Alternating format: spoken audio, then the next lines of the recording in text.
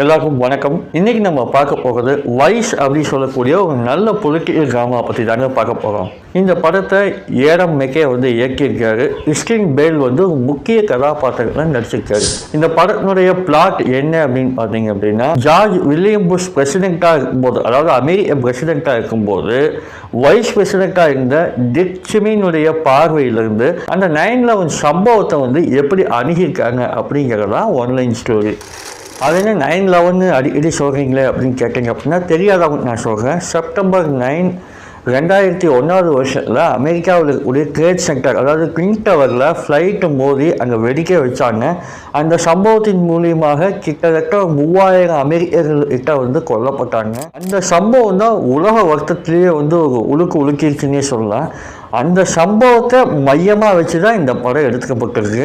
இந்த படத்தில் tick Cheney அப்படிங்கிற கேரக்டரில் நம்ம கிறிஸ்டியன் பேல் நடிச்சிருக்காரு. கிறிஸ்டியன் பேல் யாருன்னு எல்லாத்துக்குமே தெரியும். பேட்மேனு, ஃபோர்ட் வெர்சஸ் ஃபெராரி, இந்த மாதிரியான பல நல்ல படங்கள்லாம் நடிக்கக்கூடிய ஒரு நபர் தான் அவர். அந்த கதாபாத்திரத்தை ரொம்பவே சூப்பராக மெருகேற்றி நடிச்சிருக்காரு. இந்த படத்தினுடைய கதை அப்படின்னு பார்த்தீங்க அப்படின்னா, அந்த டிக் செனி அப்படிங்கிற அந்த வைஸ் பிரசிடென்ட் ஆரம்ப காலகட்டங்களில் ஒரு லைன்மேனாக இருந்து ஃப்ரெண்ட்ஸோடு சேர்ந்துட்டு ஊதாரித்தனமாக சுற்றிக்கிட்டு தண்ணி அடிச்சுட்டு பொறுப்பு இல்லாமல் இருக்காரு. தன்னுடைய மனைவியினுடைய அழுத்தத்தின் காரணமாக அவர் வேறு தொழில்கள்லாம் செஞ்சு வேறு வேலைகள்லாம் செஞ்சு கடைசியாக ஒயிட் ஹவுஸில் ஒரு வேலை வராது. அந்த டிக் செனியினுடைய ஒர்க் டெடிகேஷனை பார்த்துட்டு, நம்பிக்கையை பார்த்துட்டு ஜார்ஜ் புஷ் நீ வைஸ் பிரசிடென்ட்டாக இருங்க அப்படி சொல்லி அவரே கூப்பிட்ற அளவுக்கு வளர்ந்து வராது.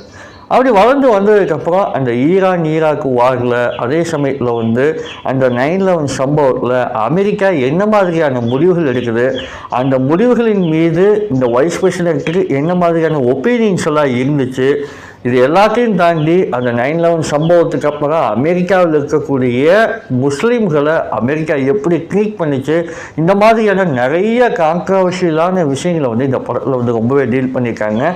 இதில் டிக் செனியினுடைய கேரக்டர் எடுத்து நடித்த கிறிஸ்டியன் பேல் உண்மையிலே தாறுமாறாக நடிச்சிருக்காப்பிள்ளைங்க. இந்த படத்துக்கு முக்கிய பாசிட்டிவ்னு சொல்லணும் அப்படின்னா கண்டிப்பாக கிறிஸ்டியன் பேலை தான் சொல்லி ஆகணும். ஏன் அப்படின்னா, நம்ம டங்கிள் படம் பார்க்கும்பொழுது அமெரிக்கானுடைய பாடி டிரான்ஸ்ஃபர்மேஷனை பார்த்து நம்மளுக்கு எப்படி ஒரு சின்ன பூரிப்பு ஏற்பட்டுச்சோ, அதே மாதிரியான ஒரு பூரிப்பு நம்ம இந்த கிறிஸ்டியன் பேலை பார்க்கும்போது இந்த படத்தில் கண்டிப்பாக கிடைக்குங்க.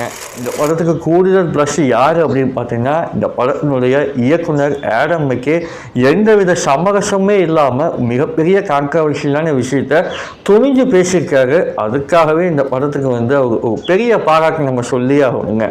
படத்தினுடைய பேக்ரவுண்ட் மியூசிக்காக கேமராவாகட்டும், அந்த பொலிட்டிக்கல் ட்ராமாவுக்காக இவங்க போட்ட சின்ன டைலாக்ஸ் ஆகட்டும், எல்லாமே இந்த கதைக்கு என்ன தேவையோ அதுக்கு தகுந்த மாதிரி அமைஞ்சிருக்கு. அதுக்கு படக்குழுவினருக்கு ஒரு பெரிய வாழ்த்துக்கள்.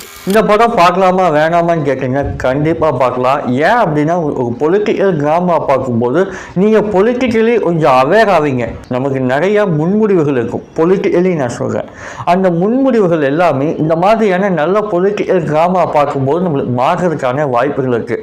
அப்படியே நம்ம எண்ணங்களை கொஞ்சம் மாற்றுறதுக்கான படம் தான் இந்த வைஸ் படம். இந்த படம் நீங்கள் கண்டிப்பாக ஃபேமிலியோடு உட்காந்து பார்க்கலாம். எந்தவித அடல் சீன்ஸுமே இல்லை. இந்த படத்துக்கு நான் கொடுக்கக்கூடிய ரேட்டிங் எவ்வளோ அப்படின்னு பார்த்தீங்க அப்படின்னா 5க்கு 3.9 கொடுப்பாங்க.